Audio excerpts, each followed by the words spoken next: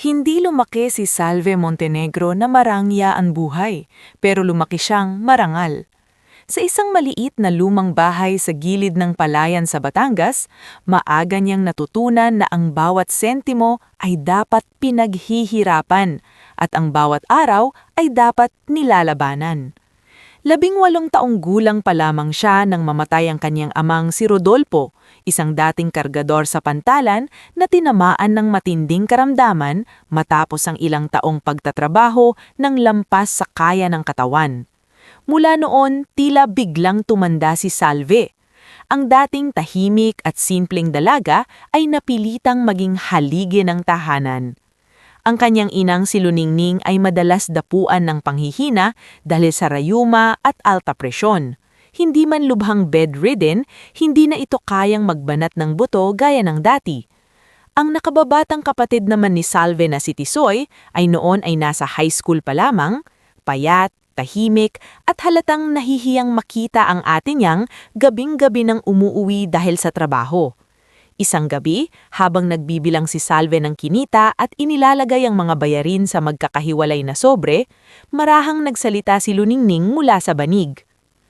"Anak, huwag mo namang akuin lahat, baka mapagod ka ng tuluyan." Napangiti si Salve kahit namumugto ang mga mata niya sa puyat. "Ma, okay lang po, basta mapatapos lang natin si Tisoy. Hindi naman habang buhay ganito." Napayuko si Tisoy habang hawak ang lumang notebook. "Ate, pwede naman akong tumigil muna." Mabilis siyang tinignan ni Salve. "Huwag mong uulitin yan. Ikaw ang pag-asa natin na makakaahon ng ayos. Ako, kaya ko to." May lambing ang boses niya pero may tapang na hindi mapagsusubalayan. Iyon ang unang ugaling kinabiliban ng mga taong nakakakilala kay Salve. Iyong kahit pinipiga na siya mang buhay, hindi siya marunong manisi, marunong lang siyang magpatuloy. Sa Maynila siya nagtrabaho bilang accounting assistant sa isang mid-sized import company na may opisina sa Makati. Araw-araw gigising siya ng 4:00 ng umaga para habulin ng unang biyahe ng bus. Minsan ay hindi na siya nakakapag-almusal pero dala niya palagi ang isang lumang tumbler ng kape at ang maliit na baonan na madalas ay pritong itlog at kanin lamang. Hindi siya palaimik sa opisina pero hindi rin suplada. Tahimik lang siyang mahusay. Sa kumpanyang iyon niya nakilala si Mang Odel, isang matandang messenger na halos 30 taon nang naglilingkod sa opisina. Mabagal na ang lakad nito at madalas mangalay ang tuhod, kaya maraming empleyado ang hindi na gaanong nagpapansin dito. Pero si Salve, sa tuwing makikita niyang hirap si Mang Odel sa pag-akyat ng hagdan o pagdadala ng mga dokumento, siya mismo ang lumalapit. "Ako na po riyan, Mang Odel," lagi niyang sinasabi. "Ay, Ning Salve, nakakahiya naman sa'yo. Huwag na po kayong mahiya, pare-pareho lang naman tayong nagtatrabaho rito." Isang tanghali, habang karamihan sa empleyado ay nasa pantry, nadatnan ni Salve si Mang Odel na tahimik na umiinom ng tubig at walang pagkain sa harap. Nilapag niya ang kalahati ng sarili niyang baon sa mesa ng matanda. "Bakit po tubig lang?" "Anak ko, okay lang ako, naiwan ko lang ang baon ko." Sagot ng matanda, bagamat halatang inilihim lamang nito ang totoo. Hindi na nagpumilit si Salve sa tanong. Itinulak na lang niya ang lalagyan ng pagkain. "Sabay na po tayo." Sa hindi kalayuan, may isang lalaking tahimik na nakamasid. Nakaputing polo, maayos ang tindig, at halatang hindi ordinaryong empleyado. Siya si Rafael Alvaradan, anak ng may-ari ng isa sa mga partner investors ng kumpanya. Hindi siya araw-araw sa opisina pero kapag naroon siya, kapansin-pansin ang disiplina at kalmadong presensya niya. Hindi tulad ng ibang mayayamang lalaki na malakas ang dating dahil sa yabang, si Rafael ay mas mapanganib sa isang bagay, sa kanyang tahimik niyang pagmamasid. Makalipas ang ilang araw, nagkasabay sina Salve at Rafael sa records room. Naputol ang katahimikan nang mahulog ng isang folder sa mataas na shelf. Agad iyong pinulot ni Salve. "Pasensya na po," sabi niya. Akala niya ay may nasagi siya. Bahagyang ngumiti si Rafael. "Wala kang kasalanan, ako ang may hawak niyan." Napatingin si Salve. Yun lang niya ito nakausap ng malapitan. Sir." "Rafael," wika nito. Hindi naman ako principal dito para tawaging sir sa bawat pangungusap. Napakurap si Salve, bahagyang nailang. Sanay lang po. Sanay ka rin bang tulungan ang lahat kahit hindi mo trabaho? Natigilan siya. Po? Nakita kita nung isang araw, kay Mang Odel. Natahimik si Salve sandali, saka mahinang napangiti. Matanda na po siya. Kung hindi ko tutulungan, sino? Maraming tao rito, tugon ni Rafael. Maraming tao pero hindi lahat may oras tumingin. Hindi nakasagot agad si Rafael. Sa unang pagkakataon sa matagal na panahon, may isang taong nagsalita sa kanya ng diretsyo at walang halong paglalambing, pagpapaimpress o pag-arte. Mula noon, unti-unti siyang gumawa ng dahilan para makausap si Salve. Minsan ay kunwari magtatanong tungkol sa reports. Minsan naman ay sadyang dadaan sa accounting section ng mas madalas kaysa kailangan. Hindi naging mabilis ang panliligaw niya. Sa totoo lang, ilang ulit pa siyang pinigilan ni Salve. Hindi tayo bagay. Isang beses ay diretsahan niyang sabi habang magkatapat sila sa isang maliit na karinderiya sa tapat ng opisina. At sinong nagsabi? Tanong ni Rafael. Hindi na kailangang sabihin, kita naman. Tingin mo pera lang ang basehan ng bagay o hindi? Hinding-hindi, pero alam kong sa mundo niyo mahalaga yon. Napabuntong hininga si Rafael. Hindi kita nililigawan dahil gusto kong subukan ng mahirap na buhay, Salve. Nililigawan kita dahil sa iyo. Hindi siya agad naniwala. Ilang buwan niya iyong sinubok. Tinanggihan niya ang mamahaling regalo. Tumanggi siyang ihatid araw-araw at paulit-ulit niyang pinaalala ang agwat nila sa buhay. Ngunit sa bawat pagtanggi niya, hindi inis ang ipinapakita ni Rafael, kundi mas malinaw na pagpapatunay. Kilala niya si Luningning. Tinulungan niyang madala sa doktor nang magkasakit ito. Tinulungan din niya si Tisoy sa ilang school requirements nang hindi ipinaparamdam na siya ang gumagastos. Unti-unting nabuksan ang loob ni Salve, hindi dahil sa yaman ni Rafael, kundi dahil sa paggalang nito sa kanyang pamilya. At nang tuluyan niyang oohan ng binata, doon nagsimula ang bahagi ng buhay niyang inakala niyang magiging simula ng ginhawa. Nagpakasol sila sa isang simpleng seremonya. Walang engranding bulwagan, walang mga artistang bisita, walang sobra-sobrang dekorasyon. Sa isang maliit na simbahan lamang sa harap ng iilang malalapit sa kanila. Dumalo si Mang Odel, luhaan habang pinagmamasdan ng nobya. Dumalo rin si Tisoy, halos hindi makapaniwalang ang ete niyang dating nagtitipid sa pamasahe ay nakasuot na ng simpleng puting bestida. Si Luningning namay, mahigpit ang hawak sa panyo, paulit-ulit na pinupunasan ng mga luha ng tuwa. Ngunit, hindi lahat ay masaya. Sa pinakadulo ng simbahan, malamig ang titig ng ina ni Rafael, si Doña Celestina Alvaran. Nakasuot siya ng mamahaling bestida, perpekto ang postura, ngunit ang mukha ay walang bakas ng pagtanggap. Sa tabi niya ay ang anak niyang si Brinela, nakataas ang kilay, tila ba pinanunood lamang ng isang dula na hindi naman niya gusto ang kwento. Paglabas ng simbahan, habang abala ang mga bisita, lumapit ni Doña Celestina si Rafael. Hanggang dito na lang ba talaga ang isip mo? Malamig niyang tanong. Bahagyang kumunot ang noo ng binata. Ma, hindi ito ang araw para sa ganyan. Eksakto, dahil ito ang araw nga pinili mong ipahiya ang apelyedo natin. Narinig iyon ni Salve, bagamat nagkunwari siyang hindi. Doon pa lang, may malamig ng kirot na umupo sa dibdib niya. Ngunit pinili niyang manahimik. Ayaw niyang sirain ang araw na dapat ay para sa bagong simula nila. Ilang araw matapos ang kasal, lumipat siya sa mansyon ng mga Alvaran. Sa unang pagpasok niya roon, tila ba ibang mundo ang sumalubong sa kanya. Malalawak na hallways, makikintab na sahig, malalaking salamin, at katahimikan na hindi nakakaaliw kundi nakakatakot. Sa iba, paraiso iyon. Para kay Salve, isa iyong lugar na kailangan niyang aralin kung paano hihingain. Ang butler na si Severo ay sumalubong sa kanya ng tuwid ang likod, ngunit malamig ang tono. Nakahanda na po ang gamit ninyo sa silid sa ikalawang palapag. Hindi man bastos ang mga salita, dama niya ang pagmamata sa bawat bitaw nito. Si Maita, ang personal maid ni Doña Celestina, ay bahagyang yumuko, ngunit halatang minamasdan mula ulo hanggang paa ang bawat galaw ni Salve, na para bang may hinahanap na pagkakulang. Sa hapagkainan, unang beses siyang naupong kasama ang buong pamilya.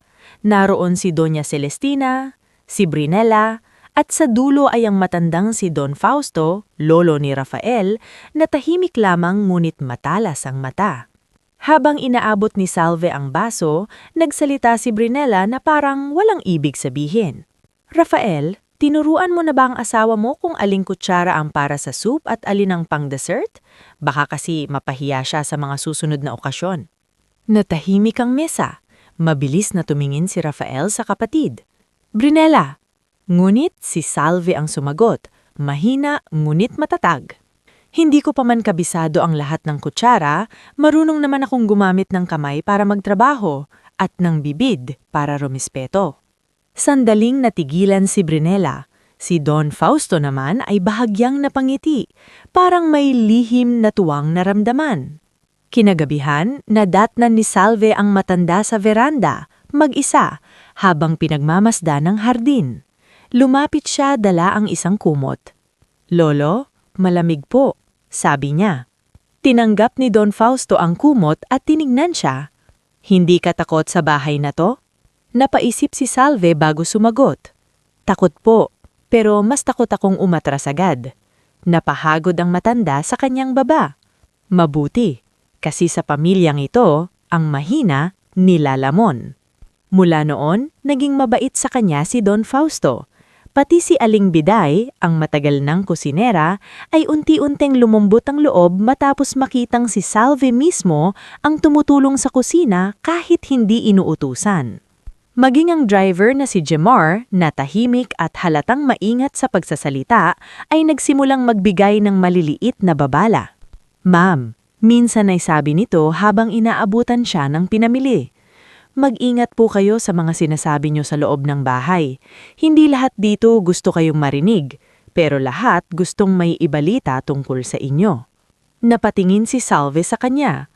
"Bakit mo sinasabi sa akin yan?" Saglit na nag-alinlangan si Jemar.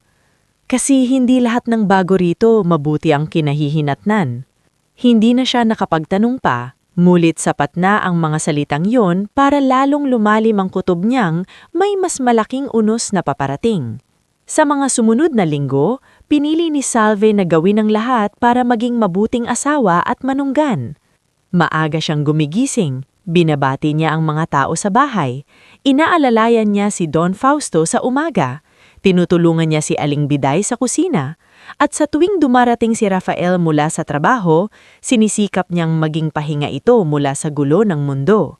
Ngunit habang siya'y tahimik na nag-aayos ng piraso-pirasong buhay sa bagong tahanan nito, may isa ring tahimik na kamay na nag-aayos ng bitag para sa kanya.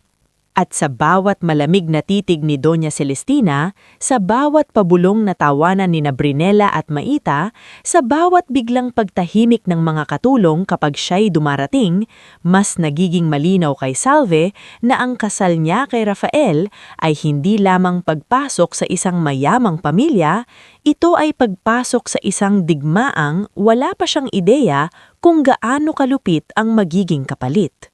Sa mga huling salitang binitawan ni Jemar noong gabing yon, hindi agad natulog si Salve. Habang nakahiga siya sa malawak at malamig na silid na ngayon ay pinaghahatian nila si Rafael, hindi niya maiwasang titigan ng kisame at damhin ng bigat ng katahimikan. Ang mansyon ng mga Alvaran ay maganda sa paningin, ngulit sa puso niya, isa na itong lugar na kailangang pakihamdaman bawat hakbang. Hindi siya sanay sa ganitong uri ng buhay, hindi dahil sa mga mamahaling gamit, kundi dahil sa mga taong natutong ngumiti habang may itinatagong talim sa likod. Nakahiga sa tabi niya si Rafael, pagod mula sa mahapong pagpupulong. Nang maramdaman nitong gising pa ang asawa, marahan itong lumingon. "Hindi ka pa rin natutulog?" tanong nito. Umilin si Salve at pilit na numingiti. "Iniisip ko lang, gusto ko talagang maging maayos dito." Hinaplos ni Rafael ang kanyang kamay. "Bigyan mo lang sila ng oras. Ganun lang talaga si Mama. Mahirap siyang pakisamahan sa umpisa, pero masasanay din siya." Hindi na nagsalita si Salve. Gusto niyang maniwala. Gusto niyang isipin na ang lahat ng malamig na tingin, mga tusong biro at nakakabinging tapahimikan sa hapag ay bahagi lamang ng pag-a-adjust. Ngunit may bahagi sa kanya na alam na hindi simpleng pag-a-adjust ang kailangan dito, kundi tibay ng loob na matagalang makibaka. Sa mga sumunod na linggo, mas lalo pang pinili ni Salve na maging maingat. Hindi siya sumasagot sa pangiinsulto ni Brunella maliban kung kinakailangan. Hindi siya nagpapakita ng inis kay Maita kahit ramdam niyang sadyang binabagalan nito ang ilang utos para siya ang magmukhang tamad o pabigat. Patuloy pa rin siyang tumutulong kay Aling Biday sa kusina at sa umaga ay siya mismo ang naghahanda ng tsaa ni Don Fausto. Sa kabila ng lahat, may mga munting sandali ng ginhawa. Yung pagngiti ni Don Fausto kapag tama ang timpla ng tsaa. Yung pasimpleng pag-aabot ni Aling Biday ng dagdag na paborito niyang pritong saging. At yung magalang na pagbukas ni Jemer ng pinto na may bahid ng pag-aalala sa mga mata. Ngunit habang sinisikap ni Salve na maging bahagi ng bahay, si Doña Celestina naman ay abalang tinutukoy kung saan siya pinakamadaling wasakin. Isang umaga, ipinatawag siya ng Donya sa maliit nitong study room. Isang silid na puno ng mamahaling kahoy, lumang painting at hangin hindi komportable. Nakaupo si Doña Celestina sa likod ng mesa habang hawak ang ilang papeles. Sa tabi nito, nakatayo si Attorney Mervin Castañeda, ang family lawyer na palaging maayos ang Amerikana at tila hindi marunong ngumiti ng taos-puso. Salve. Malamig na bungad ng Donya. Since bahagi ka na ng pamilya, may ilang maliit na responsibilidad ka na dapat matutunan. Lumapit si Salve. Ano po iyon? Inaasikaso ko ang taunang charity luncheon ng pamilya. Maraming donors, maraming records. Dahil nasa accounting ka naman, baka pwede kang tumulong sa pag-aayos ng ilang entries. Bahagyang nagulat si Salve. Ito ang unang pagkakataong tila may ipinagkakatiwala sa kanya si Doña Celestina. Hindi niya alam kung dapat ba siyang magpasalamat o mag-ingat lalo. Opo, kung makakatulong po ako, gagawin ko. Bahagyang nagtaas ng kilay ang Donya na para bang may sinusukat sa tono ng kanyang sagot. Mabuti, ayokong isipin ng iba na wala kang silbi rito. Matalim ang huling pangungusap pero nilunok yun ni Salve. Tinanggap niya ang mga papeles at isinimulang ayusin ang ilang listahan ng donors, resibo at petty cash breakdowns ng loob ng ilang araw. Maingat siya sa trabaho gaya ng nakagamian niya noon pang nasa opisina pa lamang. Kapag may hindi malinaw, nagtatanong siya. Kapag may kulang, minamarkahan niya. Ayaw niyang magkamali, lalo na't mga pera at pangalan ng pamilya ang usapan. Ngunit hindi niya alam na habang inaayos niya ang records, may ibang kamay ding tahimik na gumagalaw. Kapag iniiman niyang sandali ang mesa para kunin ang isa pang file, palihim na may binabago si Maita sa pagkakasalansan ng dokumento. Kapag ipinapasa naman ang final figures kay Attorney Mervin, may ilang numerong napapalitan. At sa tuwing may mapapansing discrepancy si Salve at susubukang itanong, laging iisa ang sagot ng Donya. Huwag mo nang pakialaman ang hindi mo sakop. Sundin mo lang ang ipinapagawa. Ilang araw matapos ang luncheon, dumating ang unang patibong. Nagkakagulo sa receiving area ng mansyon nang pumasok ang isa sa staff ng foundation office at agad hinanap si Doña Celestina. Maya-maya, ipinatawag muli si Salve. Pagpasok niya sa study room, nandoon na si Rafael, si Brunella, si Attorney Mervin at ang Donya. Mabigat ang hangin. Alam niyang may problema pero hindi niya inaasahan ng maririnig. Nawawala ang halos 200,000 piso sa pondo ng luncheon. Malamig na sabi ni Doña Celestina. Natigilan si Salve. Po? Tumayo si Brunella at tumawa ng maikli, puno ng pangukutya. Naku, huwag ka nang magkunwari. Ikaw ang humawak ng entries, di ba? Mabilis na umiling si Salve. Nag-ayos lang po ako ng records base sa mga ibiligay sa akin. Hindi ko po kinuha iyon. Tinapik ni Attorney Mervin ng isang folder. Base sa revised logbook, may ilang adjustments na ginawa gamit ang sulat kamay mo. Lumapit si Salve at tiningnan ang papel. Totoo, kahawig ng sulat niya ang ilang notasyon dahil may ilan nga siyang inayos. Pero may mga numerong hindi siya ang naglagay. Ramdam niya agad iyon. Hindi po ito kumpleto. May mga figures dito na iba sa orihinal na nakita ko. Aba, Singhal ni Doña Celestina. Ibig sabihin nagsisinungaling pa ako? Hindi po iyon ang sinabi ko. Nanginginig ngunit malinaw na sagot ni Salve. Ang sinasabi ko lang po, may nagbago sa records. Lumapit si Rafael, halatang torn between pagtatanggol at pagdududa. Salve, sigurado ka bang wala kang pagkakamali? Baka may namiss ka lang. Mas masakit iyon kaysa sa akusasyon ng iba. Hindi siya agad sinabihang magnanakaw ng kanyang asawa, pero hindi rin siya lubusang pinaniwalaan. Tinitigan siya ni Salve at sa unang pagkakataon mula nang ikasal sila, may bahid ng pighati sa boses niya.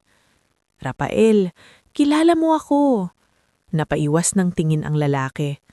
Kilala kita, pero gusto ko ring maging maayos ito. Kailangan nating malinawan. Mula noon, nagsimulang gumuho ang marupok na kapayapaan sa loob ng bahay. Hindi man siya tahas ang pinarusahan, naramdaman ni Salve na may lamat ng iniiwang mahirap takpan. Mas madalas na siyang mapagmasdan ng matagal ni Severo, parang sinusukat bawat kilos niya. Kapag pumapasok siya sa isang silid, tumatahimik ang ilang kasambahay.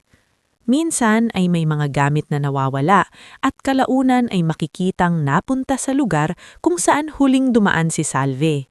Wala mang diretsahang paratang, sapat na ang mga pangyayaring iyon para magmukhang siyang kahina-hinala. Isang hapon, nadatnan niya si Aling Biday sa kusina na nag-aayos ng mga plato. Lumapit ito at marahang nagsalita. Anak, huwag kang masyadong magtiwala sa mga papel na pinapahawak sa iyo. Napatingin si Salve. May alam po ba kayo? Napabuntong hininga ang matanda. Wala akong preba, pero matagal na akong nandito.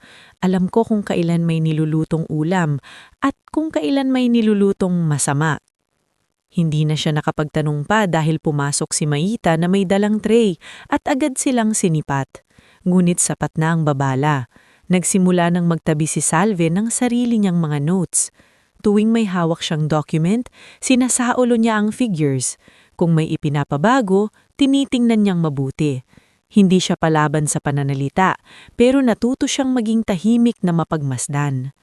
Sa gitna ng lahat ng ito, dumating ang balitang nagpabago sa takbo ng puso niya. Buntis siya. Napaluha si Salve nang mag-positive ang test, hindi dahil sa takot, kundi dahil sa kabila ng lamig ng bahay, may bagong buhay na darating na maaari sanang maging dahilan para muling mabuo ang pamilya nila.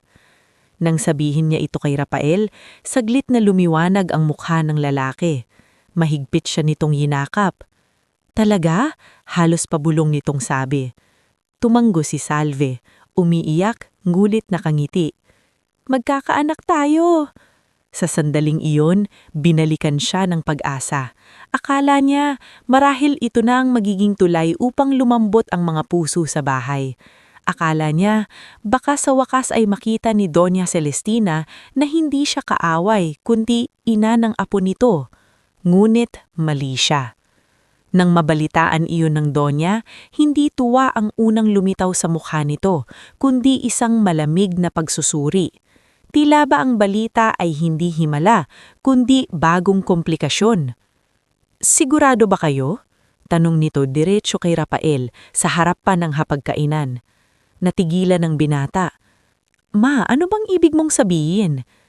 Ang ibig kong sabihin, napakabilis naman. Bumagsak ang kutsarang hawak ni Salve. Tila humina ang paligid.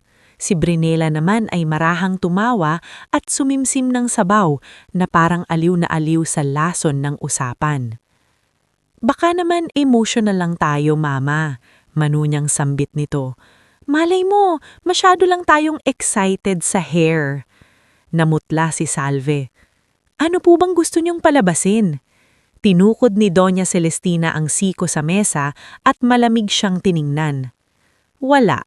Gusto ko lang tiyakin na ang batang dinadala mo ay tunay na dugo ng pamilyang ito. Biglang tumayo si Rafael. Tama na! Ngunit ang sigaw niyang iyon ay huli na upang hindi mapunit ang dangal ni Salve. Sa unang pagkakataon, hindi niya napigilan ng luha sa harap nila. Hindi siya sumagot. Tahimik lang siyang tumayo at umalis sa hapagkainan, tangan ang natitirang piraso ng dignidad na ayaw niyang maubos sa harap ng mga taong gutom sa kahihiyan niya. Sa silid, sinundan siya ni Rafael. "Salve, makinig ka, hindi ako naniniwala sa sinasabi nila." Humarap siya, luhan, ngumit may sakit na hindi maikukubli. Pero hindi mo rin sila kayang pahintuin. Napahinto si Rafael. Wala siyang maisagot. Alam mo ba kung ano ang pinakamasakit? Dagdag ni Salve, garalgal ang boses. Hindi iyong insultuhin ako ng mama mo. Hindi rin si Brinella. Ang pinakamasakit ay yung alam kong nasasaktan ako, pero pinipili mong laging isipin na lilipas din ito. Hanggang kailan, Rafael? Hanggang sa tuluyan nila akong sirain? Hinawakan sana siya ni Rafael, ngunit umurong si Salve. Sa gabing iyon, kahit magkatabi silang natulog, para silang pinaghiwalay ng isang napakalaking pader na hindi gawa sa semento, kundi sa pagdududang unti-unting itinanim ng ibang tao sa pagitan nila. Hindi nagtagal, mas lalo pang naging magulo ang lahat. Dahil sa paglaki ng negosyo, kinailangan ni Rafael na bumiyahe ng madalas. Palawan para sa site inspection, Cebu para sa investors dinner, at minsan ay Singapore para sa isang partnership meeting. Tuwing umaalis siya, lalong nagiging malaya si Doña Celestina na kontrolin ang buong bahay. Sa kanyang pagkawala, si Salve ang nagiging pinakamadaling target. Minsan ay bigla siyang pagbubuntungan ng sisi dahil raw mali ang pagpili ng menu para sa isang bisita, gayong si Maita ang nag-ayos nito. May araw namang pinagalitan siya dahil na late ang maintenance sa garden kahit wala siyang kinalaman doon. At may gabi sina Johnny Brinella na magparinig habang naroon ang ilang sosyalerang bisita. Hindi lahat ng nakatira sa mansyon klase, ani ni Brinella habang humihigop ng wine. Minsan talaga may mga napapadpad lang. Tahimik na lamang si Salve, ngunit sa loob niya ay may sugat na lalong lumalalim. Tanging si Don Fausto ang minsang tumawag sa kanya sa veranda at nagsalitang parang may gustong ituwid. "Anak," sabi ng matanda, "kapag ang tao ay paulit-ulit na binabato ng putik, may dalawang pwedeng mangyari. Madumihan siya o tumigas siya." Bahagyang ngumiti si Salve, bagamat pagod na ang mga mata. "Pakiramdam ko po, pareho nang nangyayari." Napatingin si Don Fausto sa malayo. "Huwag mong hayaang sila ang magdikta kung sino ka. Ang problema, sa bahay na ito, hindi lang pangalan ang pinag-aagawan, pati katotohanan." Hindi man niya lubusang naintindihan ang lahat noon, tumatak iyon sa isip ni Salve. Dahil habang dinadala niya ang kanyang anak at pilit pinanghahawakan ng kaunting natitirang pag-asa sa asawa, mas lalo niyang nararamdaman na may dahan-dahang humihigpit na tanikala sa paligid niya. At sa bawat biyahe ni Rafael, sa bawat papeles na ipinararating ni Attorney Mervin, sa bawat nakalalasong bulong ni Brinella, at sa bawat malamig na titig ni Doña Celestina, papalapit na ng papalapit ang araw na hindi na lamang dangal niya ang tatangkaying agawin sa kanya, kundi pati ang kanyang buhay. Sa mga huling salita sinabi ni Don Fausto, lalong tumindi ang kabang dinadala ni Salve araw-araw. Hindi na lamang siya nasasaktan sa mga parinig at panglalamig ng pamilya ni Rafael. Nagsimula na rin siyang matutong matakot sa mga sandaling walang nagsasalita, ngunit ramdam niyang may mga matang sumusukat sa bawat galaw niya. Yung mga sandaling may ibinubulong sina Maita at Brinella kapag dadaan siya. Yung mga sandaling may mga papel na biglang nawawala at muling lilitaw na tila may ibang laman. At higit sa lahat, yung mga gabing nararamdaman niyang unti-unting lumalayo sa kanya si Rafael, hindi man sa katawan, kundi sa paniniwala. Nasa ika-5 buwan na ng pagbubuntis si Salve noon. Hindi na niya itatago ang bahagyang paglaki ng kanyang tiyan at sa bawat paghapos niya rito, pilit niyang kinakausap ang batang dinadala sa paraang taning isang inang nag-iisa ang nakakaalam. "Anak," mahinang bulong isang gabi habang nakaupo sa gilid ng kama. "Hindi ko alam kung gaano kahirap ang haharapin natin, pero ipinapangako ko sa'yo, gagawin ko ang lahat para mailayo ka sa sakit." Hindi niya alam na sa labas ng silid, huminto sandali si Maita sa paglalakad. Hindi niya ito narinig ng lahat, ngulit sapat ang ilang salita na nakuha upang muli na namang may maikwento sa Donya. Lalong naging mabigat ang mga araw nang ipaalam ni Rafael na kailangan niyang sumama sa isang mahalagang family yacht trip. Si Doña Celestina mismo ang nagmungkahi niyon, at sa unang dinig ay parang itong kakaibang uri ng kapayapaan. Ayon sa matanda, napapansin daw nitong lumalala ang tensyon sa bahay at marahil ay makakabuti kung magkaroon ng sariwang hangin. Ang lahat, Isang araw lang naman, sabi ni Rafael habang inaayos ang relo niya sa harap ng salamin. Baka makatulong.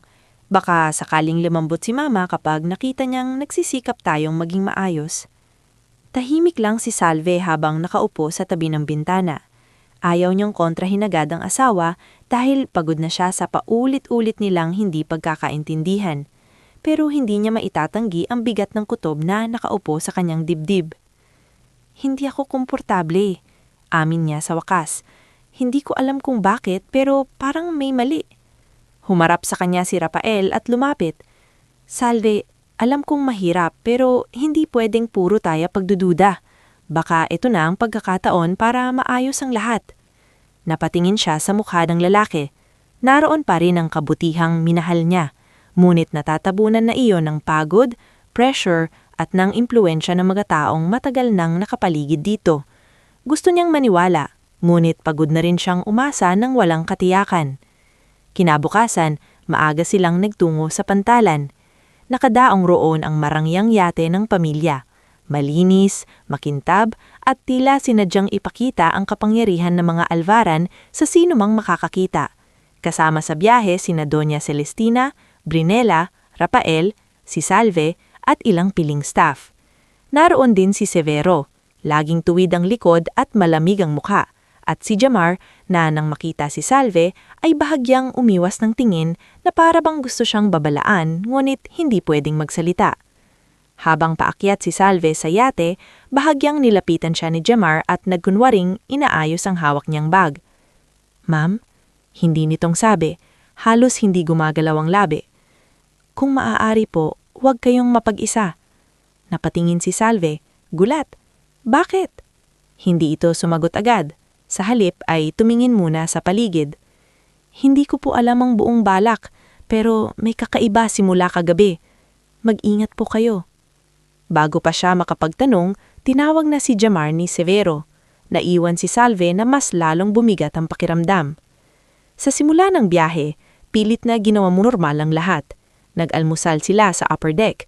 Nagkwentuhan si Brinela at Doña Celestina tungkol sa isang charity event na dadaluhan nila sa susunod na buwan, na parabang walang anumang lamat sa pamilya. Si Rafael namay paminsan-minsang sinusubukang isama si Salve sa usapan, ngunit sa bawat pagtatangka ay may kasunod na malamig na sagot ang kanyang ina. Salve, biglang sabi ni Doña Celestina habang pinagmamasdan ng dagat. Marahil hindi ka sanay sa ganitong buhay. Nakakahilo ba? Hindi naman na po, sagot si Salve, maingat ang tono. Talaga? Kasi may mga taong kapag biglang inangat, hindi marunong tumayo ng maayos sa bagong mundo. Hindi sumagot si Salve, ngunit si Brinella ay hindi nagpahuli. Lalo na kung may dalang dagdag na responsibilidad. Ani nito sabay sulyap sa tiyan ni Salve. Napahigpit ng hawak ni Salve ng baso ng juice. Ramdam niyang muli na namang itinutulak siya sa pader, kahit sa gitna ng dagat, kahit sa harap ng kanyang asawa. Pagsapit ng tanghali, huminto ang yate sa mas malayong bahagi ng karagatan. Ayon sa kapitan, may ilang minuto raw silang mananatili roon para masdan ng malinaw na tubig bago bumalik. Abala si Rafael sa pakikipag-usap sa kapitan tungkol sa ruta. Si Brinella naman ay bumaba sa loob para tumawag. Si Severo naman ay nasa unahan. Sa mga sandaling iyon, tila sinadya ng pagkakataon na mapag-isa si Salve sa likod na bahagi ng deck, kasama lamang ang kanyang biyanan. Tahimik ang dagat, ngunit hindi payapa. Lumapit si Doña Celestina, marahan ngunit matalim ang presensya. Hanggang ngayon, matigas pa rin ang loob mo. Hindi agad humarap si Salve. Wala po akong ipinaglalaban kundi ang karapatan kong tratuhin ng maayos. Tumawa ng marahan ng matanda, ngunit walang aliw sa tunog niyon. Karapatan? Akala mo ba dahil nakapag-asawa ka ng Alvaran, ay may karapatan ka na agad sa lahat? Hinding-hindi ko po hinangad ang pera ninyo. Pero dinala mo ang problema mo rito. Dinala mo ang kahihiyan, ang duda, at ngayon, napatitig ito sa tiyan ni Salve. Dinala mo pa ang isang batang maaaring gumulo sa lahat. Humarap na si Salve, nangingig, ngunit matapang. Apunin niyo po iyan. Mabilis sumagot ang Donya. Hindi ko tatanggapin ang kahit anumang hindi ko kayang pagkatiwalaan. Napuno na si Salve. Sa dami ng kinimkim niyang panlalait, paninira at kahihian, iyon ang unang sandaling hindi niya napigilan ng sariling sumagot ng diretsyo. Kung talagang pamilya ang mahalaga sa inyo, bakit kayo ang unang sumisira rito? Hindi ko po kayo inagawan ng anak, hindi ko kayo inagawan ng pangalan. Ang gusto ko lang ay mabuhay ng maayos kasamang asawa ko. Nanlisik ang mga mata ni Doña Celestina. Mabuhay ng maayos? Umigting ang panga nito. Ang mga tulad mo hindi dapat binibigyan ng puwang sa pamilyang ito. At sa isang iglap, nang hindi inaasahan ni Salve, biglang humakbang ang Donya palapit. Mahigpit nitong itinulak ang magkabilang balikat niya. Dahil sa lakas ng puwersa at sa pagkakagulat, nawalan siya ng balanse. Bago pa siya tuluyang mahulog, narinig niya ang malamig at halos pabulong na banta ng matanda. Papakainin kita sa mga pating. Wala nang sumunod na malinaw. Bumigay ang likod niya sa hangin. Naglaho ang ilalim ng paa niya. At sa loob ng isang nakakatakot na segundo, ang langit at dagat ay nagpalitan ng pwesto sa kanyang paningin bago siya bumagsak ng malakas sa tubig. Ang bagsak niya ay parang sampal ng bakal sa buong katawan. Pumasok ang alat sa ilong at bibig niya. Nagpumiglas siya sa takot, ngunit dahil sa biglaang pagkahulog at sa bigat ng damit, nahirapan siyang umahon. Pilit niyang iginalaw ang mga braso, pinipigilan ng sindak, pinipigilan ng pagkalunod. Ang unang pumasok sa isip niya ay hindi ang sarili niya, kundi ang batang dinadala niya. Anak! Iyon lang ang naisigaw niya sa isip bago siya muling nilamon ng alon. Sa itaas, may mga yabag, may sigawan, ngunit hindi niya na maunawaan. Sa huling saglit ng kanyang ulirat, nakita niya ang liwanag sa ibabaw ng tubig na papalayo, papalabo, papadilim. Pagdilat niya, hindi kisame ng mansyon ang nakita niya kundi bubong na pawid. Maingay ang mga kuliglig, may amoy ng dagat, dahon at langis ng niyog sa paligid. Mabigat ang buong katawan niya. Mas mabigat ang ibabang bahagi ng tiyan na parang piniga ng napakalupit na kirot. Napasinghap siya at agad lumapit ang isang babaeng may edad, nakasuot ng simpleng damit at may maamong mukha. Dahan-dahan lang hiha, sabi nito, huwag ka munang bumangon. Napakurap si Salve. Nasaan ako? Nasa baryo ka sa Mindoro. Ako si Esther, barangay health worker. Nailigtas ka sa dagat ni Nanardo at Pabling. Sa isang sulok ng maliit na kubo, naroon ang dalawang mangingisda na kapwa maitim ang balat sa araw at halatang pagod ngunit mababait ang mga mata. Ang isa ay nakaupo at nag-aayos ng lambat habang ang isa namay nakasandal sa haligi. Namataan naming palutang-lutang, sabi ng mas matangkad na si Nardo Laksamana. Akala nga namin patay ka na. Pero huminga ka pa, dagdag ni Pabling, kaya mabilis naming inahon. Piliting bumangon si Salve, ngunit pinigilan siya ni Esther. Sa tono pa lang ng babae, alam niyang may masamang balita bago ito magsalita. Pasensya ka na hiha, marahan nitong sabi. Hindi namin nailigtas ang dinadala mo. Parang tumigil ang mundo. Hindi agad nakaiyak si Salve. Sa unang ilang segundo para siyang nawalan ng pandinig. Nakatitig lang siya kay Esther sa mga labi nitong gumagalaw, sa mga matang puno ng awa. Tapos unti-unting bumalik ang tunog ng paligid. Ang alon sa malayo, ang hangin sa mga dahon, at sariling paghinga niyang unti-unting nagiging hikbi. Napahawak siya sa tiyan niya. Wala nang dating pakiramdam. Wala na ang munting galaw na inaabangan niya gabi-gabi. Wala na ang batang kausap niya sa dilim. At doon siya tuluyang napaiyak. Hindi iyon simpleng pag-iyak ng nasaktan. Iyon ay pag-iyak ng isang inang ninakawan ng anak, ng isang babaeng sinubukang patahimikin sa pinakamalupit na paraan, ng isang pusong sabay-sabay na nilunod at binuhay. Ilang araw siyang nilagnat matapos ang insidente. Minsan ay gigising siyang sumisigaw. Minsan naman ay matutulala lang siya habang nakatitig sa dagat mula sa bukas na bintana ng kubo. Sa mga sandaling iyon ay si Esther ang nag-aalaga sa kanya. Dumating din ang isang retiradong hilot at midwife sa baryo na si Tia Osang. Ang isang payat ngunit matatag na matanda na may malamig na kamay at mapagkalingang na tinig. Hindi ka pwedeng mapatalo sa lungkot, Hiha, sabi ni Tia Osang habang pinapalitan ang benda sa kanyang braso. Kapag ang tao'y muntik ng mamatay pero hindi kinuha, may dahilan. Sa una, wala siyang lakas makinig. Ngunit habang lumilipas ang mga linggo, unti-unti ring bumabalik ang kanyang katawan. Ang mga sugat sa balat ay naghihilom. Ang pasa sa braso at likod ay kumukupas. Ang matinding hilo ay unti-unting nawawala.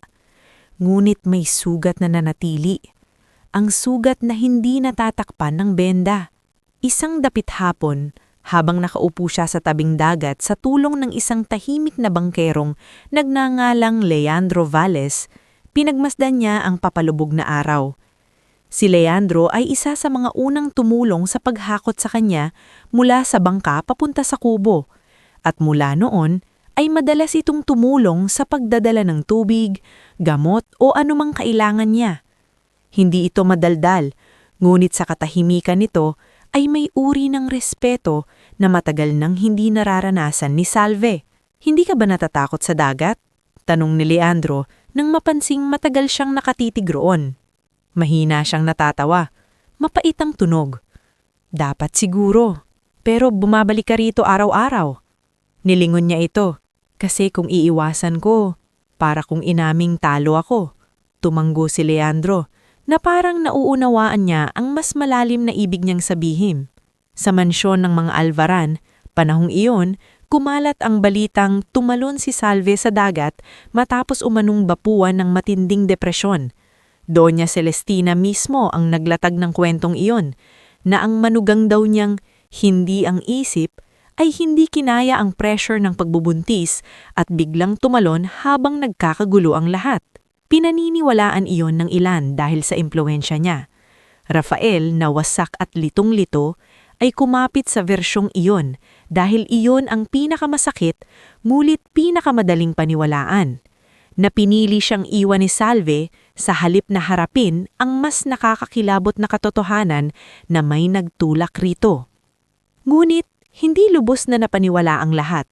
Makalipas ng halos isang buwan, isang gabi, may dumating na bisita sa baryo. Nakasombrero ito at tila maingat sa bawat hakbang. Nang makita siya ni Salve sa labas ng kubo, nanlaki ang mga mata niya. "Jemar?" Huminga ng malalim ang driver at mabilis na lumapit. "Ma'am, buhay nga kayo." Sa tinig pa lang nito, alam ni Salve na hindi siya nananaginip. Naupo si Jemar sa harap niya, halatang galing sa isang mahabang biyahe at bitbit ang takot. "Akala ko po, hindi ko na maaabutan," sabi nito. "Matagal ko kayong hinanap. May nakuha akong impormasyon sa isang mangingisda sa pantalan kaya ako napadpad dito." "Bakit ka narito?" tanong ni Salve, garalgal ang boses, ngunit mas matatag na kaysa dati. Lumingon muna si Jemar sa paligid bago sumagot. "Dahil hindi aksidente ang nangyari sa inyo, at hindi lang kayo ang gustong patahimikin." Natahimik si Salve. Sa unang pagkakataon mula nung malunod ang dating buhay niya, may bagong apoy na sumiklab sa loob niya. Hindi na pag-asa, hindi na takot, kundi galit na malamig.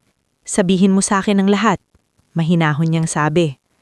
At sa sandaling iyon, habang pinadidilim ng gabi ang langit sa ibabaw ng dagat na muntik ng pumatay sa kanya, tuluyang namatay ang dating si Salve na marunong lang magtiis.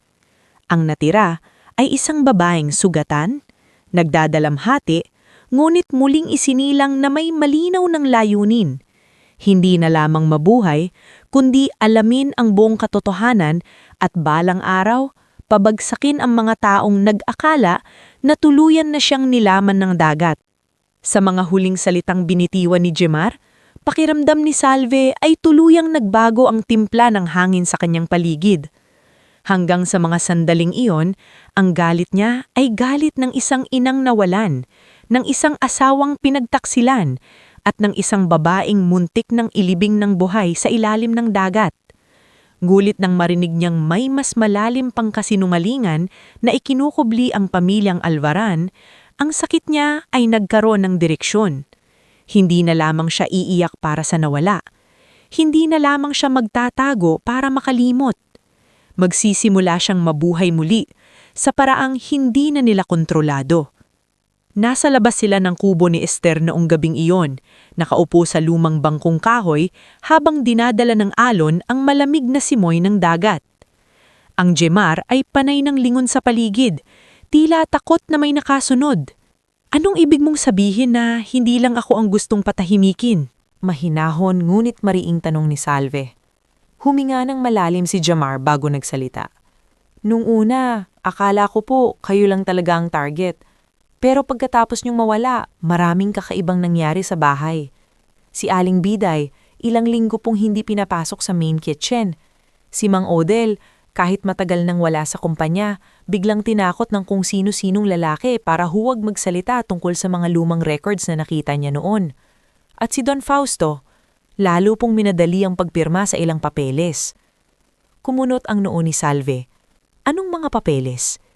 Hindi ko po alam lahat, pero may ilang beses na narinig kong pinag-uusapan ni Doña Celestina at ni Attorney Mervin ang tungkol sa asset transfer, sa foundation funds, at sa pangalan ninyo. Parang matagal na kayong ginagawang panangga para sa mga pagkawala ng pera. Napapikit si Salve. Bumalik sa isip niya ang charity logbooks, ang mga numerong hindi tugma, ang mga notations na pinilit isabit sa pangalan niya. Noon pa man pala, hindi simpleng paninira ang ginagawa sa kanya.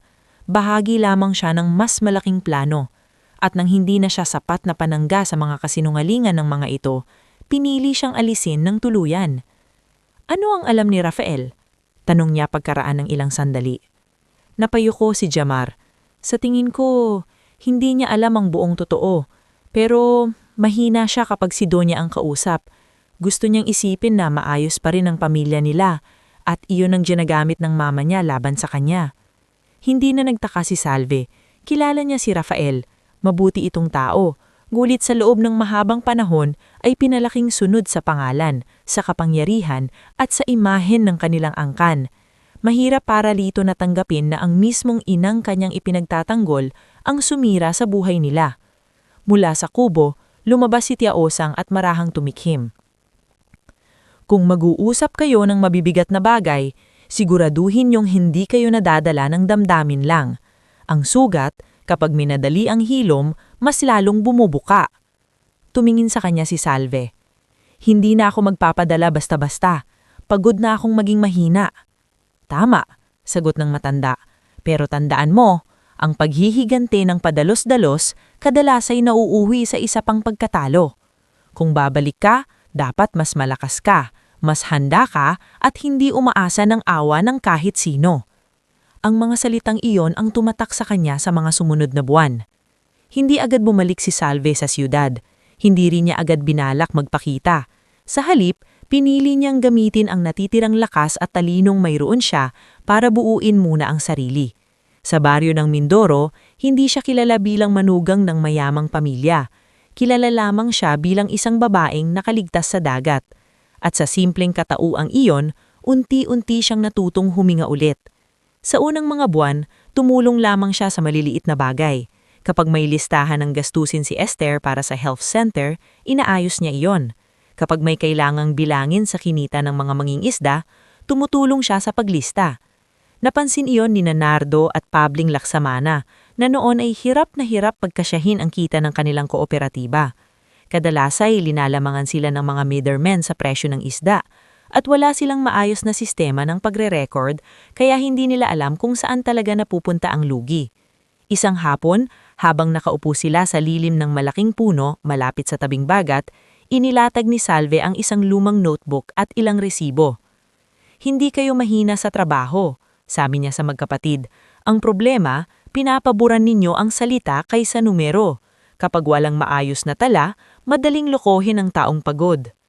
Kinamot sa ulo si Pabling. Ate, hanggang pirma lang ang alam naming gawin. Hindi nyo kailangang maging accountant. Kailangan lang may sistema. Mula roon, nagsimula siyang magturo sa kanila kung paano gumawa ng simpleng ledger. Magkano ang huli, magkano ang gastos sa gasolina, magkano ang napunta sa bawat miyembro. Nung una, nahirapan sila, nguit nang makita nilang unti-unting lumilinaw ang daloy ng kita, nagkaroon niyang pag-asa ang buong samahan. Kalaunan, si Leandro Valles, na kilala sa baryo na tahimik nguit maparaan, ay nagsimulang sumali sa usapan. May maliit itong bangkang dimotor at mas malawak ang kaalaman sa ruta ng bentahan sa Karatigbayan. Kung sa palengke lang tayo palagi, tayo talaga ang lugi. Sabi ni Leandro minsang nag-uusap sila sa tabing pantalan. Pero kung makakahanap ng buyer na direkta, baka mas tumaas ang kita. Napatingin si Salve sa kanya. May kilala ka? Wala pa, sagot nito, pero pwedeng maghanap. At iyon nga ang ginawa nila. Sa loob ng halos 1 taon, dahan-dahang lumaki ang saklaw ng maliit na samahan ng mga mangingisda. Hindi ito bigla ang pagyaman, walang himalang nangyari sa isang iglap. Sa halip, araw-araw itong pinagpaguran, sa maagang paggising, maingat na paglista, pagtitipid at pagpupursigi. Si Salve ang nag-ayos ng mga papeles para maging lehitimong kooperatiba ang grupo. Si Leandro ang tumulong sa logistics. Sina Nardo at Pabling ang nagsilbing mukha ng samahan sa mga kapwa mangingisda. Si Esther naman ang nag-uugnay sa ilang local programs ng munisipyo.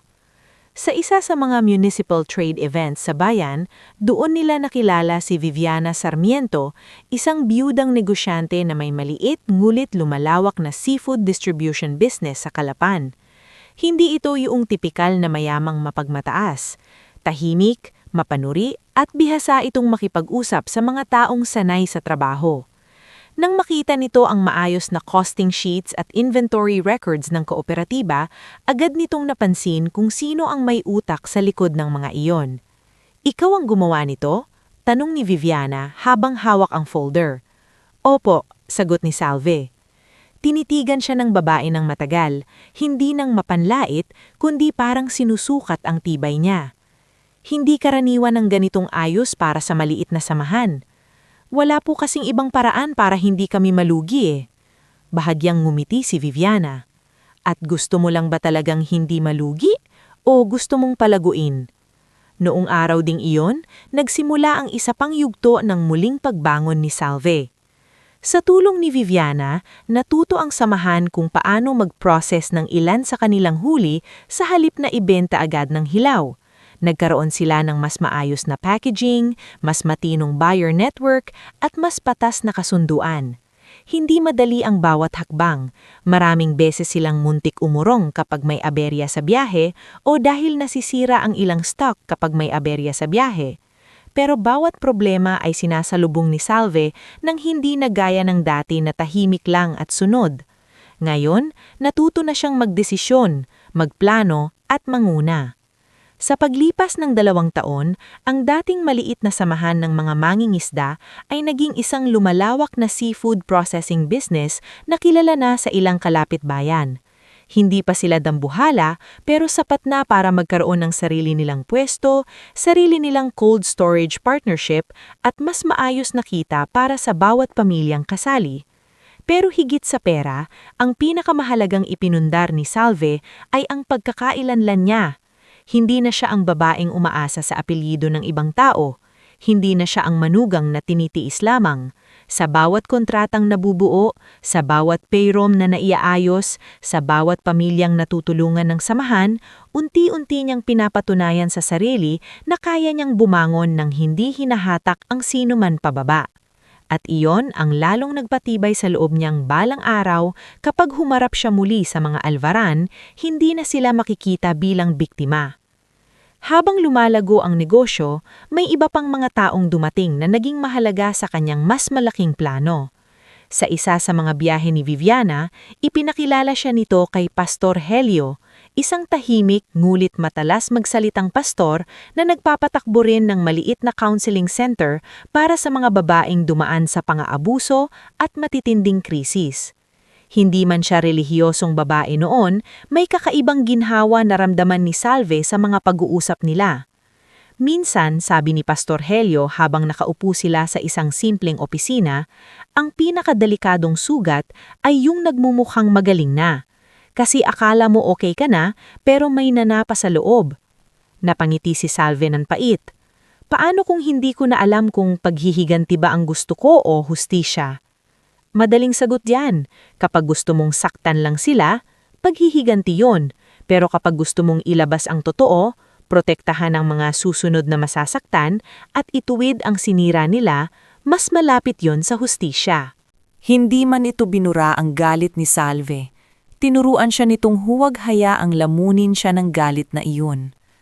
Sa tulong naman ni Viviana, nakilala rin niya si Nympha, isang dating legal secretary na minsang nagtrabaho sa Maynila at nayo'y tumutulong sa ilang maliliit na negosyong probinsya sa pag-aayos ng permits. Matalino si Nympha, mabilis makapansin ng butas sa dokumento at hindi madaling malinlang sa pormal na wika ng mga kontrata.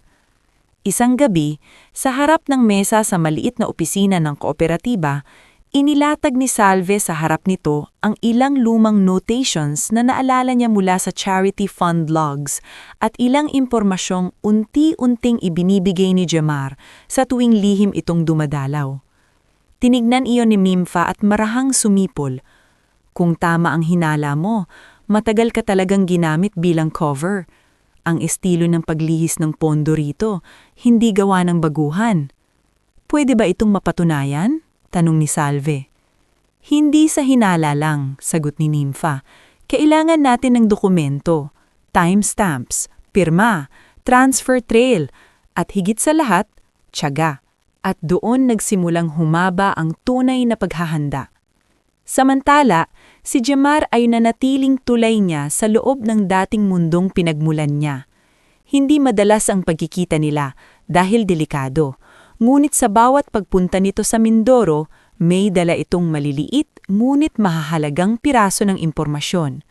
Kung sino ang natanggal sa bahay, kung anong meeting ang lihim na naganap, kung anong pangalan ang paulit-ulit lumalabas sa mga usapin ni Doña Celestina at Attorney Mervin.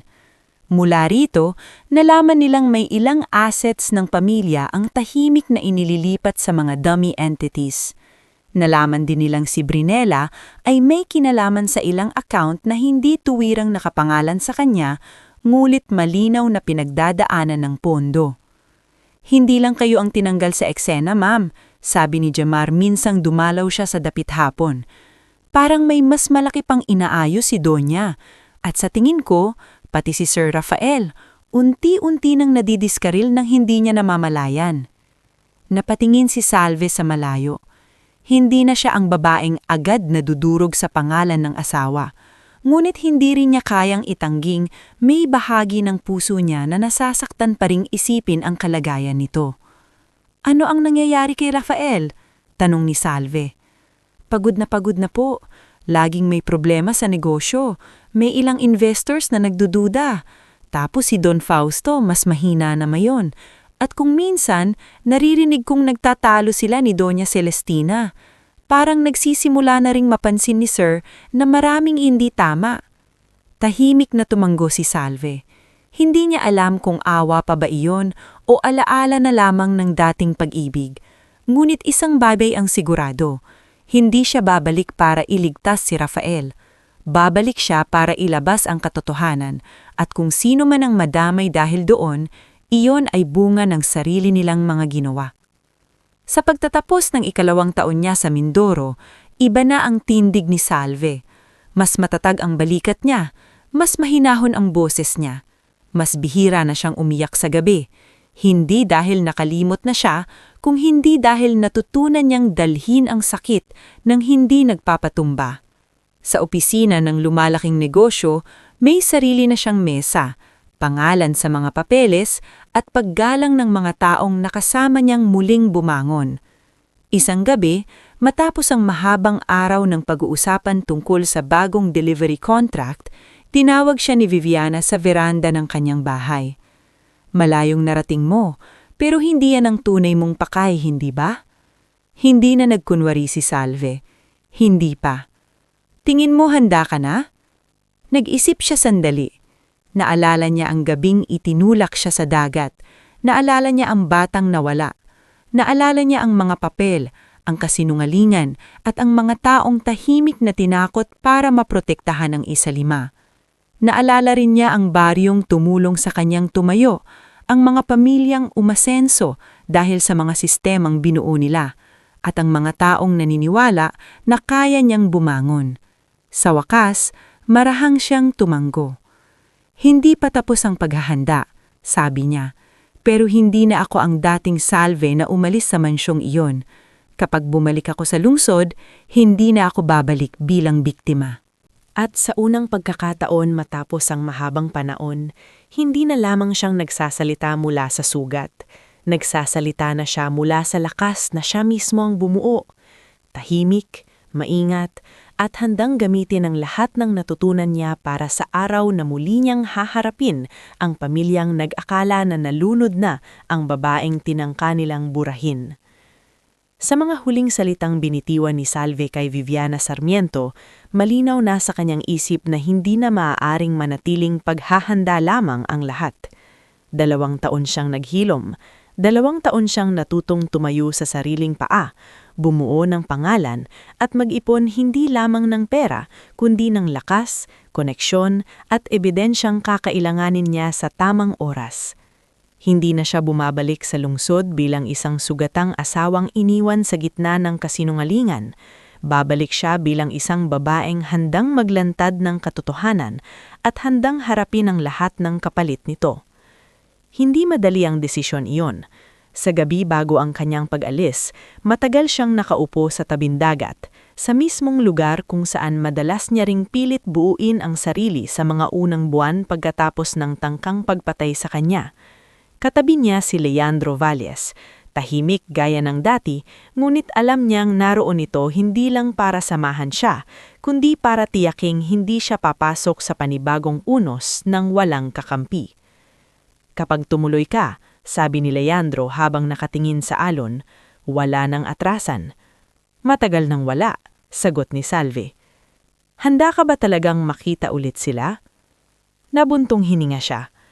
Hindi ko alam kung may salitang handa para sa ganitong klaseng pagbabalik, pero alam kong kung hindi ko ito gagawin ngayon, habang buhay nila akong dadalhin sa kasinungalingan na patay na ako.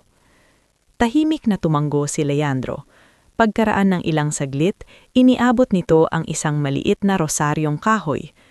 Kay nanay ko ito noon, hindi para swertehan ka, para lang maalala mo na may mga taong naniniwala sa iyo kahit anong mangyari roon.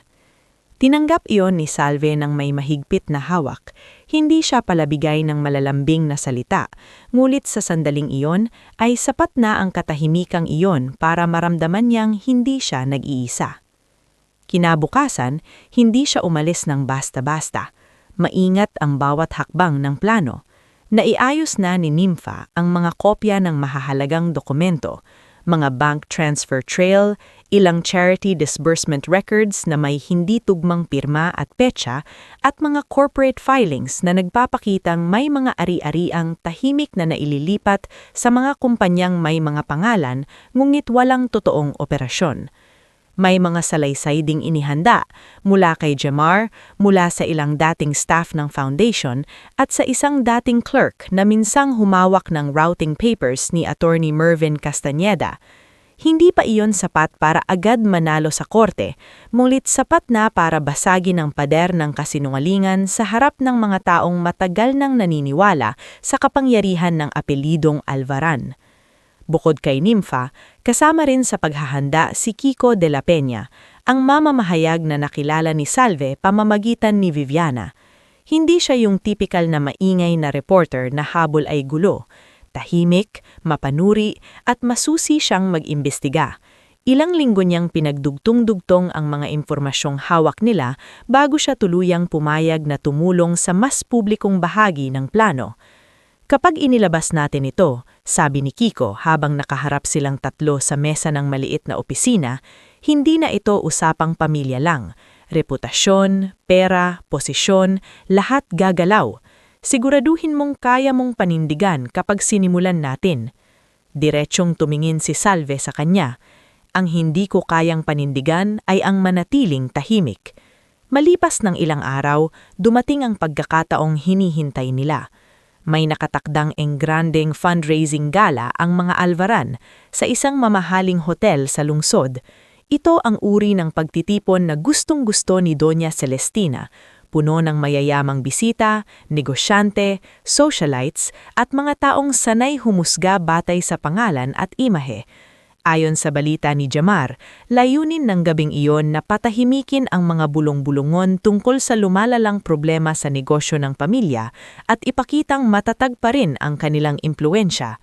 Madaling salita, iyon ang perpektong gabi para wasakin ang magandang mukha nilang pilit pang pinapakintab. Sa ballroom ng hotel, maningning ang liwanag, makintab ang sahig at umaagos ang wine sa mga baso ng mga bisita. Nasa gitna ng bulwagan si Doña Celestina, nakataas ang noo, mahigpit ang ngiti, at tila ba walang bahid na takot. Katabi niya si Brinella, elegante, ngunit halatang balisa sa paraan niyang madalas na pagsulyap sa cellphone. Sa kabilang banda, naroon si Rafael, maayos ang suot, ngunit mabigat ang mukha. 2 taon lumipas at malinaw sa itsura niya na hindi siya tinarato ng maayos ng mga pangyayaring sumunod sa pagkawala ni Salve. May bakas ng pagod sa kanyang mga mata at ang dating tahimik na kumpiyansa niya ay napalitan ng isang uri ng permanenteng pag-aalala.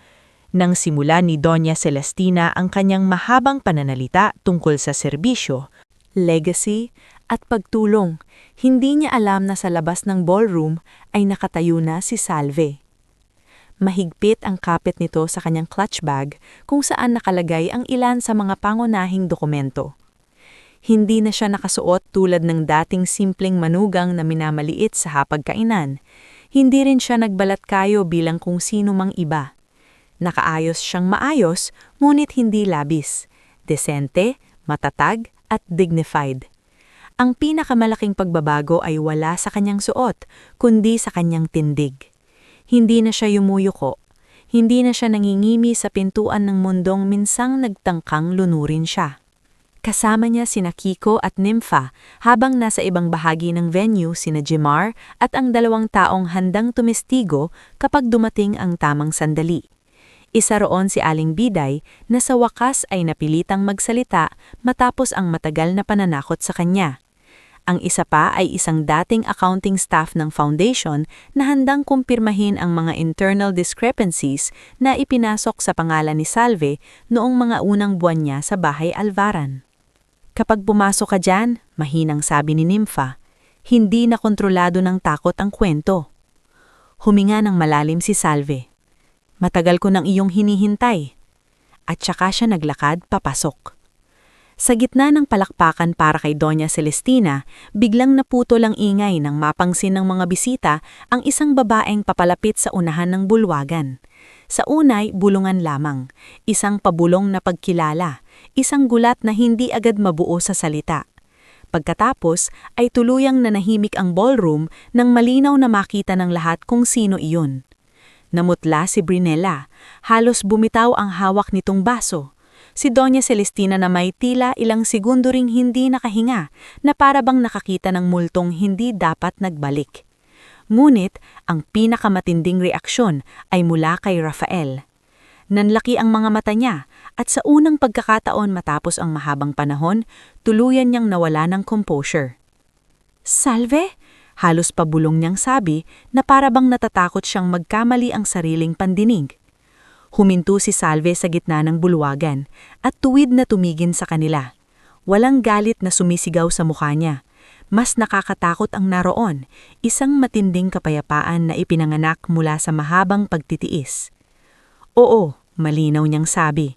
"Buhay ako." Nagkagulo ang mga bulungan. May ilang bisitang napahawak sa dibdib sa pagkabigla. Ang iba naman ay naglabasan ng mga cellphone, hindi makapaniwala sa esenang nasasaksihan.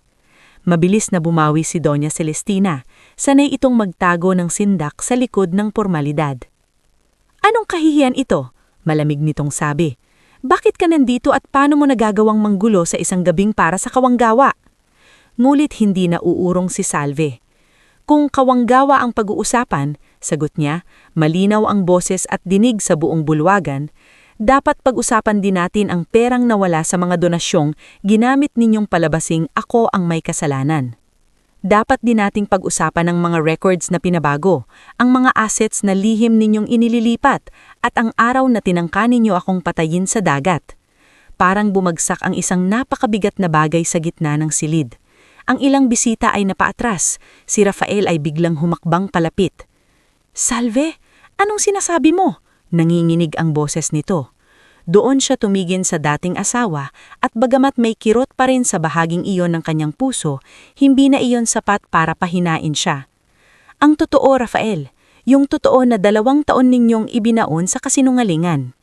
Kasalanan mo to, sigaw ni Brinella. Pilit ibinabaling ang sitwasyon. Baliw ka, ikaw ang nawala, ikaw ang... Tumigil ka, Brinella, putol ni Salve, mas malamig pa sa tono ng babae. Sa daming account na dinaanan ng pera, akala mo siguro hindi matutunton, pero hindi habang buhay natatakpan ng pirma ang bakas ng kasakiman. Kumilo si Kiko sa isang sulok, senyas sa ilang kasamahang naghihintay sa labas. Sa ilang sandali, naroon na ang mga kopya ng dokumentong inilatag sa mesa sa unahan. Bank statements, routing slips, charity ledgers, at corporate registration papers. Isa-isang pinakita ni Nympha ang mga detalye, mahinam ngunit eksakto. Hindi man iyon pornal na pagdinig sa korte, sapat ang bigat ng ebidensya upang wasakin ang katahimikan na pinanghahawakan ng mga alvaran. Pagkatapos ay lumapit si Aling Biday. Naninginig ang matanda, ngulit matatag ang loob. Matagal akong natakot, umiyak nitong sabi. Pero nakita ko kung paano ninyo sinira ang babaeng wala namang kasalanan. Noong araw ng biyahe sa yate, nakita kong pabalik-balik si Ma'am Celestina sa likod na bahagi bago nahulog si Salve. At pagkatapos noon, kaming lahat sa bahay ay pinatahimik. Sinungaling! Halos pasigaw na sabi ni Doña Celestina, ngunit kapansin-pansin na wala na ang dating kontrolado niyang tinig. Hindi lang siya, dagdag ni Jemar na lumapit na rin mula sa gilid. May mga ruta, oras at pangyayaring hindi tugma sa bersyong ipinakalat nyo at marami sa amin ang takot lang noon pero hindi habang buhay. Namutla si Attorney Mervin na kanina pa sinusubukang manatili sa likod. Nang ilabas ni Nympha ang ilang papeles na may pirma nito sa mga transfer documents at routing approvals, halatang doon na ito nagsimulang matalo sa sariling katawan. Umatras ito, ngunit napapalibutan na ng mga matang dati nitong nabibitag sa pormal na salita. Hindi niyo pwedeng gawin ito sa akin, giit ni Doña Celestina, kahit halatang nanginginig na ang mga kamay. Ako ang bumuo sa pamilyang ito, ako ang... Putol ni Salve. Kayo ang sumira rito. Hindi ako bumalik para sa eksena. Bumalik ako dahil may batang nawala. May buhay na muntik ninyong kitlin. At may napakaraming taong ginamit ninyo para pagtakpan ang sarili ninyong kasalanan. Sa gitna ng lahat, si Rafael ay tila unti-unting nawawalan ng lakas sa sariling mga tuhod. Tumingin siya sa ina, sa mga dokumento, kay Brinella, kay Attorney Mervin, at muli kay Salve. Ang mukha niya ay mistulang pinagdugtong-dugtong na pagkabigla, pagsisisi, at galit sa sarili. Ma! Mahinang niyang sabi kay Doña Celestina, kahit halatang nanginginig na ang mga kamay. Sabihin mong hindi totoo ito. Ngulit walang malinaw na sagot na lumabas sa bibig ng matanda. Ang tanging naroon ay pag-iling, paghabol sa paliwanag at desperasyong lalo lamang nagpatunay sa binubunyag. Nakarating na rin sa venue ang mga otoridad na naabisuhan ng mas maaga. Hindi iyon padalos-dalos na raid, kundi maingat na saklolo sa posibleng paglikha ng gulo sa gitna ng malalaking pangalan. Gulit nang maipakita ang ilan sa mga dokumento at lumitaw ang mga testigong handang magbigay ng salaysay, wala nang nagawa si Doña Celestina, kundi ang sumigaw ng pagtutol habang si Attorney Mervin ay halos mawalan ng kulay sa mukha. Si Brinella naman, na dati napakadaling manlait, ngayon ay hindi makatingin ng diretsyo sa mga tao. Nang magsimula ng gumuho ang pamilyang matagal niyang sinamba, saka lumapit si Rafael kay Salve. Nanginginig ang boses nito at sa unang pagkakataon ay wala ng pagtatanggol sa ina, wala ng pag-ikot sa katotohanan.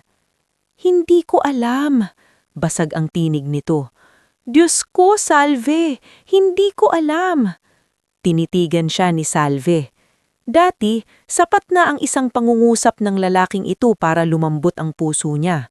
Ngulit ang babaeng nakatayo ngayon sa harap nito ay hindi na yun dati. Hindi mo man ginawa ang itinulak sa akin, pero pinili mong hindi makita ang malinaw ng nangyayari. Pinili mong hindi ako paniwalaan ng kailangan kita. Napayuko si Rafael, luhaan. Tila ba ngayon lang niya lubusang naunawaan ang halaga ng mga pagpapaliban, pagdududa at katahimikang pinili niya noon. May kapatawaran pa ba? Mahinang nitong tanong. Hindi agad sumagot si Salve. Tumingin siya sa paligid, sa magulong ballroom, sa mga pira-pirasong reputasyong tuluyang bumabagsak, sa mga taong minsang naniwala na ang pera ay sapat para diktahan ang totoo. Pagkatapos ay ibinalik niya ang tingin kay Rafael. Ang kapatawaran, hindi ko ipinagkakait. Pero ang pagbabalik sa dati, wala na yon. Hindi na siya nanatili roon para namnamin ang pagbagsak nila. Hindi iyon ang layunin niya. Ang mahalaga ay nailabas niya ang totoo. Nabutas ang pader ng kasinunahingan. At higit sa lahat, natigil ang kapangyarihan ng mga taong matagal nang nanakit sa likod ng marangyang pangalan. Sa mga sumunod na buwan, humarap sa mga kaso sina Doña Celestina, Brinella at Attorney Mervin, mula sa attempted homicide hanggang financial fraud at estafa. Hindi naging madali o mabilis ang proseso, ngunit iba na ang takbo nito dahil hindi na iisang nagsasalita. May mga records na, may mga testigo na, may mga taong matagal na ring natutong tumayo mula sa takot. Si Don Fausto, nang malaman ang buong katotohanan, ay tuluyang bumitaw sa natitirang kontrol ng kanyang anak sa malinis pang bahagi ng negosyo. Sa pamamagitan ng legal restructuring at sa tulong ng ilang mapagkakatiwalaang tagapayo, nailigtas ang ilang operasyon ng kumpanya mula sa tuluyang pagbagsak. Hindi man iyon naging masayang yugto para sa matanda, nagkaroon ito ng pagkakataong ituwid ang ilang mali bago tuluyang humina ang kanyang katawan. Si Rafael naman ay piniling humarap sa mga pagkakamali ng pamilya at sa sarili niyang pagkukulang. Sinubukan niyang humingi ng tulong upang linisin ang natitirang legal at financial mess, ngunit hindi na niya ipinilit ang sarili kay Salve. Sa unang pagkakataon, marahil ay natuto rin siyang ang pagsisisi ay hindi agad nagbubunga ng karapatang makabawi sa paraang gusto niya. At si Salve? Hindi niya ginamit ang tagumpay upang maging malupit.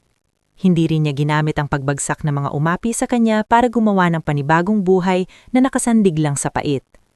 Sa halip, ginamit niya ang bahagi ng settlement at sariling kinita sa negosyong itinayo niya sa Mindoro upang magtatag ng isang foundation para sa mga kababaihang dumaan sa pang-aabuso, panlilinlang at matinding pagkawasak ng tahanan. Tinulungan niya ring palawakin pa ang kabuhayan ng mga mangingisdang unang kumupkop at sumagip sa kanya. Naipagamot niya ng maayos ang kanyang inang si Luningning. Napaayos niya ang bahay nila sa Batangas. At si Tisoy, na minsang gustong tumigil sa pag-aaral para tumulong, ay nakapagtapos ng hindi na kailangang akuin ng bigat na dati pasan niyang mag-isa. Minsan bumabalik siya sa tabing dagat, hindi bilang takas, hindi bilang biktima, kundi bilang babaeng alam na ang halaga ng kanyang sariling buhay. Sa isang hapon, habang pinagmamasdan niya ang alon na minsang muntik nang tumapos sa kanyang kwento, marahan siyang nilapitan ni Leandro. "Tapos na ba?" tanong nito. Napangiti si Salve, payapa ngulit may lungkot na mananatiling bahagi niya. Ang sakit, hindi naman basta nawawala, pero ang laban, oo, tapos na. At habang sumasayaw ang liwanag ng dapit hapon sa ibabaw ng dagat, alam ni Salve na ang pinakamagandang paghihiganti ay hindi lang ang pagkakabunyag ng mga kasalanan ng mga taong umapi sa kanya. Ang tunay na tagumpay ay ang katotohanang matapos siyang itulak sa kadiliman, hindi siya nilamon nito. Sa halip, siya mismo ang muling nagtayo ng liwanag na wala ng sino man ang makapagpapatay.